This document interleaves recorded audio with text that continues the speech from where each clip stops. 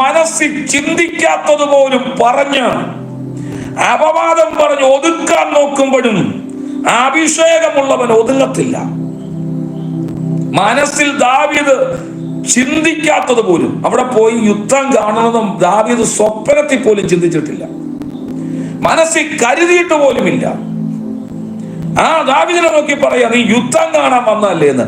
നിഷ്കളങ്കതയോടുകൂടെ Israel മക്കൾക്ക് വിരോധമായി വെല്ലുവിളിക്കുന്നവനെ യുദ്ധം ചെയ്ത് വീഴ്ത്തുവാൻ വേണ്ടി അഭിഷേകത്തോടെ ഇറങ്ങി നിന്നപ്പോ പരിഹാസത്തിന്റെ വാക്ക് പറഞ്ഞ് ഒതുക്കാൻ നോക്കുന്ന വ്യാപാരമേ, ഇനി നിന്റെ തന്ത്രം കയ്യിലിരിക്കത്തേ ഉള്ളൂ.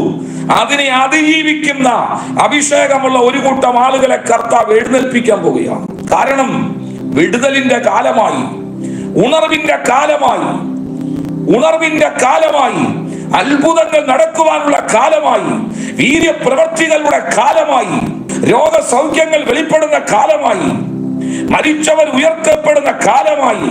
കർത്താവിന്റെ പദ്ധതിയുള്ള ഒരു കൂട്ടം ആളുകൾ എഴുന്നേൽപ്പിക്കും. അവരെ നിന്നുകൊണ്ട് ഒതുക്കാൻ ഒരു ശക്തിക്കും പറ്റത്തില്ല.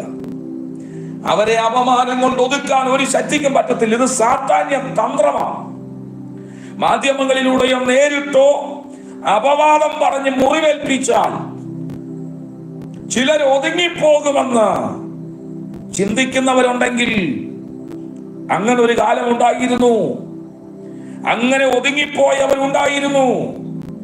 എന്നാൽ നീ യുദ്ധം കാണാൻ വന്നവനല്ലേ, വീട്ടിൽ പോടാന്ന് പറഞ്ഞ സ്വന്തക്കാര് പോലും അപവാദം പറയുമ്പോൾ, മനസ്സിൽ ചിന്തിക്കാത്തതുപോലെ പറയുമ്പോൾ, അതിനെ തരണം ചെയ്തുകൊണ്ട് യുദ്ധക്കളത്തിലേക്ക് ചാടിയിറങ്ങിയ ഒരു ചെറുക്കനെ കണ്ടോ?